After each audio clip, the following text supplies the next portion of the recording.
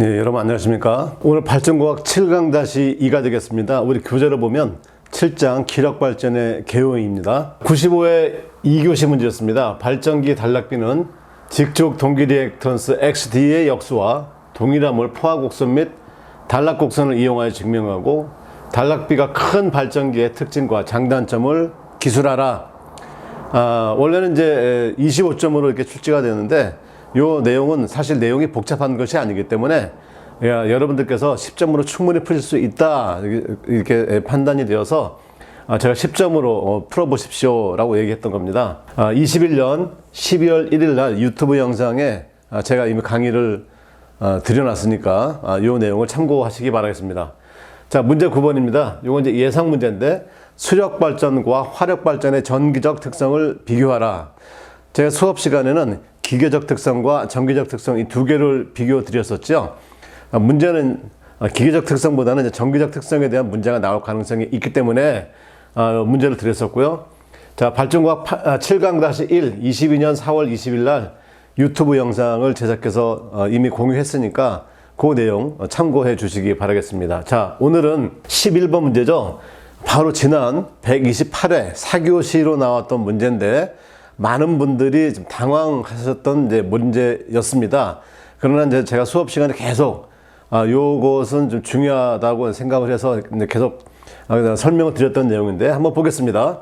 자, 돌곡광 salient pole이라고 하죠. 동기발전기에서 횡축, 직축 동기 리액턴스를 설명하라. 그 다음에 등가 회로의 벡터들을 그리고 출력 방정식, P의 유효분, Q의 무효분을 유도하라.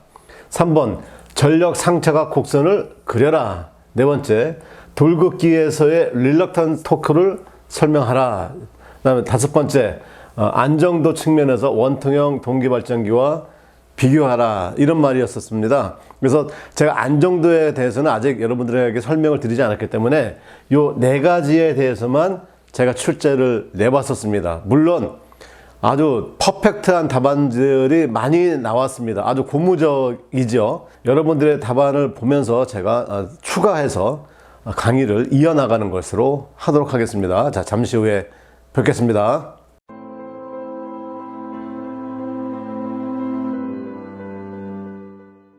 직축 리액턴스, 횡축 리액턴스에 대한 정의를 설명하라 이런 내용이었죠. 제가 여기다 뭐 표현하지 않았지만 직축과 횡축 리액턴스에 대한 설명을 간단히 드리자면 전기자에 흐른 전류의 방향과 주 자석에 의해서 만들어진 기전력의 방향이 같을 때, 즉 전기자 전류와 기전력의 방향이 같을 때가 횡축 전기자 전류다 이렇게 표현하고요. 그때 전기자 반작용을 일으킨 것이 바로 횡축 전기자 반작용이 되겠죠. 그래서 횡축 전기자 반작용에 의한 리액턴스, 그걸 횡축 리액턴스라고 합니다. 또한 전기자 전류의 방향과 주자석에 의해서 만들어진 기전력의 방향에 90도의 위상이 있을 때 이것을 직축 전기자 전류다 이렇게 표현하고요. 그것이 진상일 경우하고 지상일 경우로 나눠지겠죠.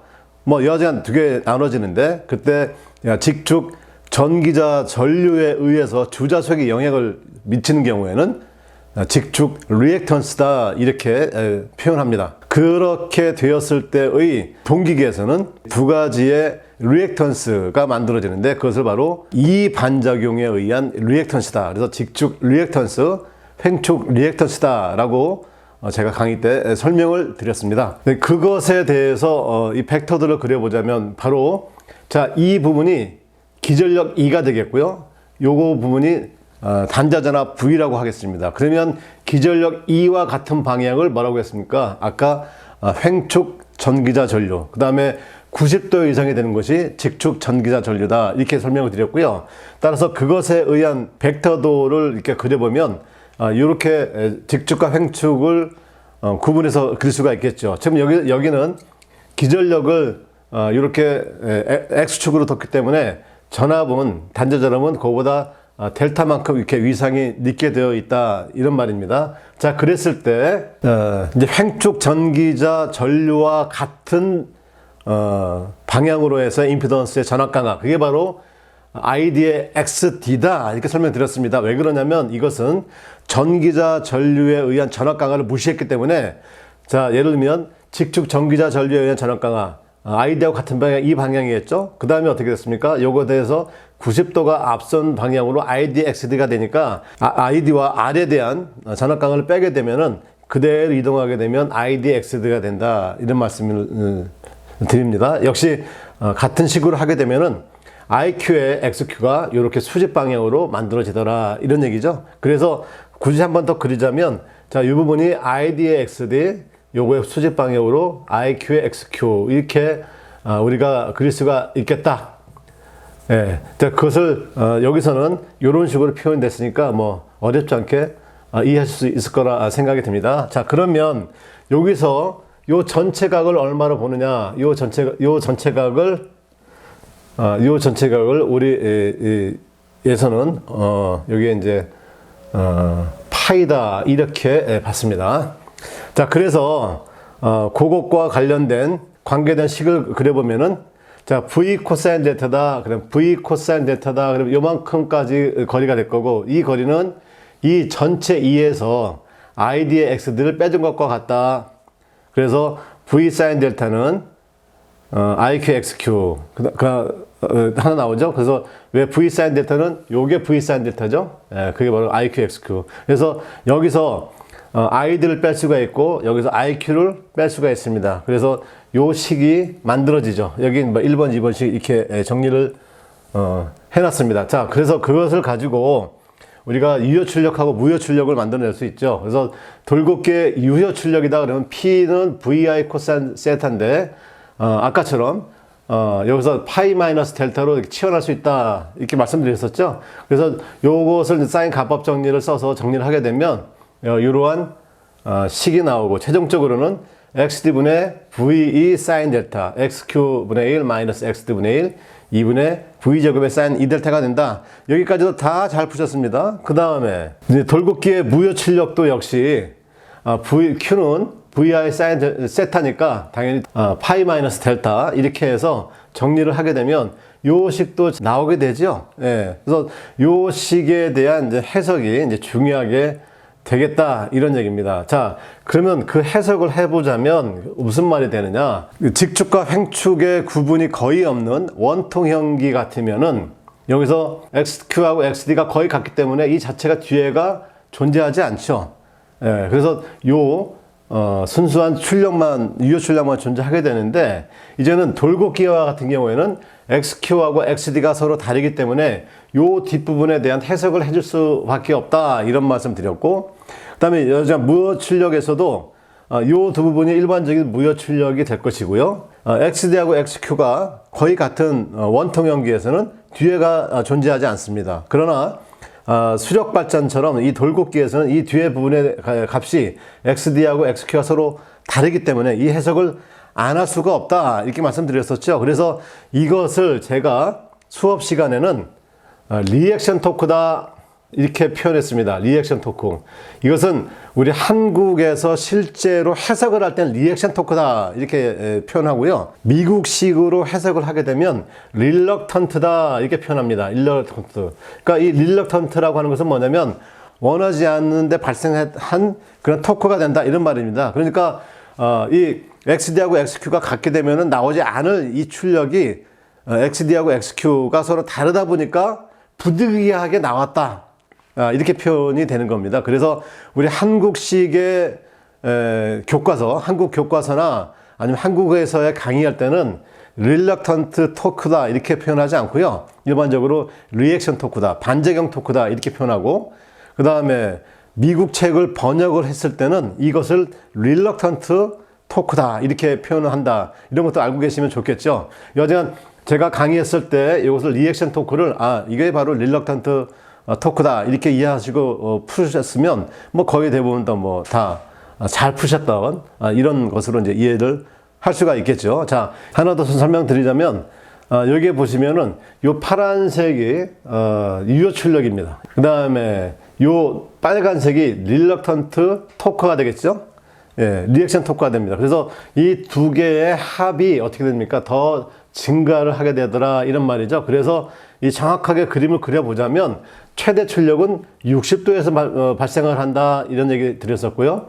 그 다음에 이 크기의 반은 어디서 약 20도가 되는 곳에서 만들어지더라. 이거 제가 수업 시간에 설명을 드렸었죠. 그래서 그림을 좀 정확하게 그려보면 요 내용이 금방 숙지가 될 수 있다, 이런 얘기가 되겠습니다. 자, 여러분들의 답안을 보면서 좀 더 설명을 이어가 보도록 하겠습니다.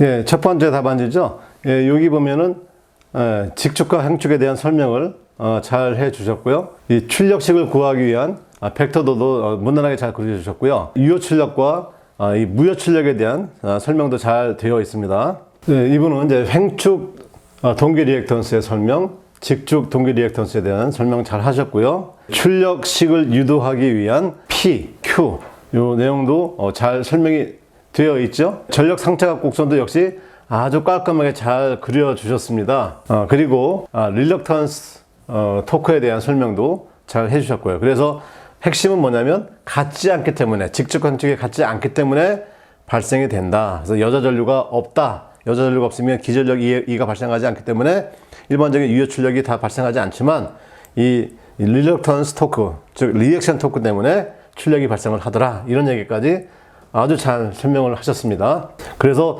거기에 대한 이제 대책은 무엇이냐? 역전력 계전기, 그다음 계제산술 계전기를 적용을 하게 되면 좋겠다. 그래서 과거에는 이런 자동화 기술이 발달되지 않았을 때는 이런 문제가 있었으나 지금은 그렇지 않다라고 하는 것까지 제가 수업 시간에 말씀드렸던 것까지 내용을 잘 정리를 해 두셨습니다. 직축, 행축, 동기 리액턴스에 대해서는 이제 잠깐 생략을 해 놓으셨고, 그다음 벡터도 그렸고요. 출력 방정식 유도 쭉 해서 P가 얼마큼 나온다 정리가 됐죠. Q가 이렇게 정리가 됩니다. 설명을 됐고요. 전력 상차각 곡선도 이렇게 그림이 잘 그려져서 그 전력 상차각 곡선에 의하면 최대 출력 60도, 운전점은 20도다. 그 다음에 돌곡기의 릴럭턴트 토크에 대한 설명도 잘 설명해 주셨습니다. 즉 직축과 행축 리액턴스가 다르기 때문에 무효자 시에도 출력이 존재하고 전력계통으로부터 받은 전력에 의해서 반정형 토크로 역회전하는데 이를 릴럭턴트 토크다. 아주 정확하게 해석을 아주 잘 해 주셨습니다. 리액턴스가 분리 이유되는 것, 즉 직축과 행축에 대한 리액턴스가 분리되는 이유에 대해서 설명을 해 주셨고요. 그 다음에 관련된 등가회로 잘 그려주셨고, 여기서 그림을 표현하기 뭐 하니까 이렇게 끌고 오셨죠. 끌고 오셔서 여기 IQ, ID다, 이렇게. 이것도 전혀 문제될 거 없습니다. 또 이분도 직축, 행축, 동기 리액턴스에 대한 이제 설명을 쭉 해주셨고요. 그 다음에 관련된 벡터도 그려주셨고, 자, 그 다음에 P하고 Q, 유효 출력을 쭉 다 정리를 해주셨고요. 릴럭턴트 토크에 대해서 설명도 잘 해주셨습니다.